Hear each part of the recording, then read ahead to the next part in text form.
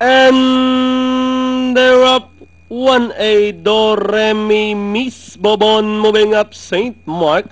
Then running by the Rayleigh, Golden Money. Next in line by the Rayleigh, Manila's Smile. Running alongside Sophia's Fortune. Then next in line, Bombardier, Mike, Some Lady alongside Virgin Island comes next by the Rail Taste and C Sugar Daddy. Then comes East Mari Punch, while Do Remy now running at the tail of the field as they round to the last 600. We have Miss Bobon by about a length and a half. St. Mark drops back in second, then racing in third, Sophia's Fortune running alongside Eccentric number 4 Bombardier by the Release Manila's Smile as they turn for home. Now we have St. Mark from the outside, then by the rail dropping back in second is Miss Bobon, Manila's Smile with the last 150 more to run. St. Mark